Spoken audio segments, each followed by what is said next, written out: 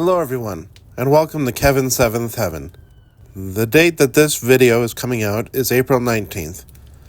And so yesterday, April 18th, is the anniversary of the Midnight Ride of Paul Revere. Now the poem I'm going to read is a fictionalized account of what happened, but you can find a more accurate account at paulreverehouse.org. The link will be in the description. So here is Paul Revere's Ride by Henry Wadsworth Longfellow. Listen, my children, and you shall hear of the midnight ride of Paul Revere on the 18th of April in 75. Hardly a man is now alive who remembers that famous day and year. He said to his friend, if the British march by land or sea from the town tonight, hang a lantern aloft in the belfry arch of the North Church Tower as a signal light. One if by land and two if by sea, and I on the opposite shore will be, ready to ride and spread the alarm through every Middlesex village and farm, for the country folk to be up and to arm. Then he said good night, and with muffled oar silently rowed to the Charlestown shore, just as the moon rose over the bay, where swinging wide at her moorings lay the Somerset, British man of war, a phantom ship, with each mast and spar across the moon like a prison bar, and a huge black hulk that was magnified by its own reflection in the tide. Meanwhile, his friend through alley and street wanders and watches with eager ears, till in the silence around him he hears the muster of men at the barrack door, the sound of arms and the tramp of feet, and the measured tread of the grenadiers, marching down to their boats on the shore. Then he climbed to the tower of the church, up the wooden stairs with stealthy tread, to the belfry chamber overhead, and startled the pigeons from their perch. On the sombre rafters that round him made masses and moving shapes of shade. By the trembling ladder, steep and tall, to the highest window in the wall, where he paused to listen and look down, a moment on the roofs of the town, and the moonlight flowing over all. Beneath, in the churchyard, lay the dead, in their night encampment on the hill, wrapped in silence so deep and still, that he could hear, like a sentinel's tread, the watchful night wind as it went, creeping along from tent to tent, and seeming to whisper, all is well. A moment only he feels the spell of the place and the hour and the secret dread of the lonely belfry and the dead.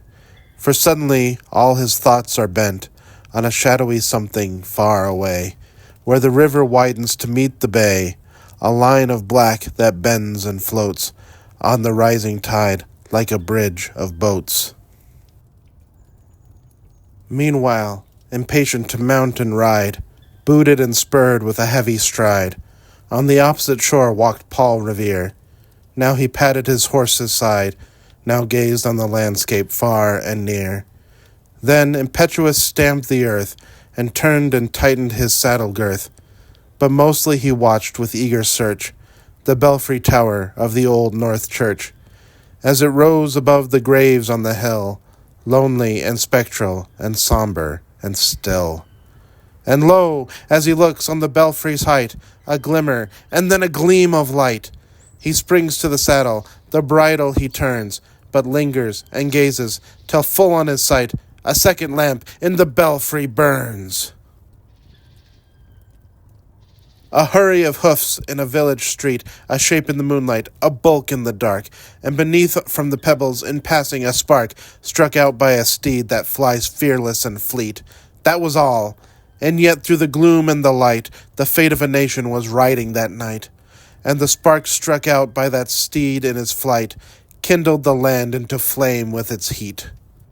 He has left the village and mounted the steep, and beneath him, tranquil and broad and deep, is the mystic meeting the ocean tides, and under the alders that skirt its edge, now soft on the sand, now loud on the ledge, is heard the tramp of his steed as he rides.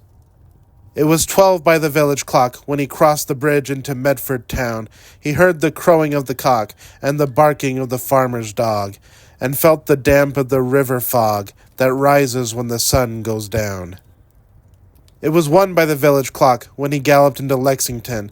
He saw the gilded weathercock swim in the moonlight as he passed, and the meeting-house windows, blank and bare, gaze at him with a spectral glare, as if they already stood aghast at the bloody work they would look upon.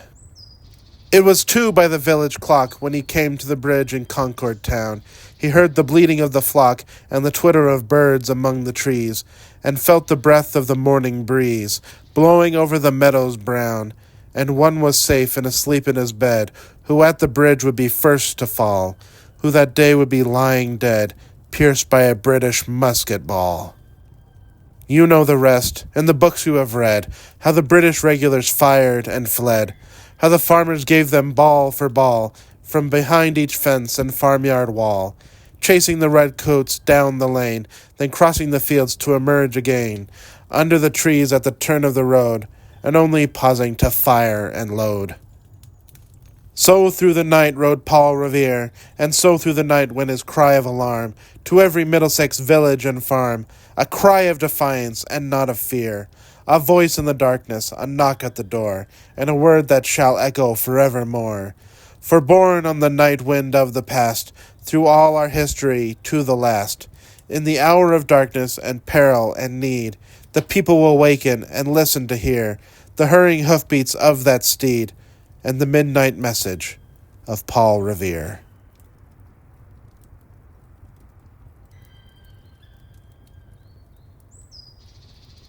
Thank you for listening to me read poetry. Please like, comment on, and share this video. Also, please subscribe to Kevin's Seventh Heaven on YouTube and make sure that notification bell is set to all. It would really help me out and would make sure that you know when the next video is coming out. Anyway, ta-ta for now. Love you all.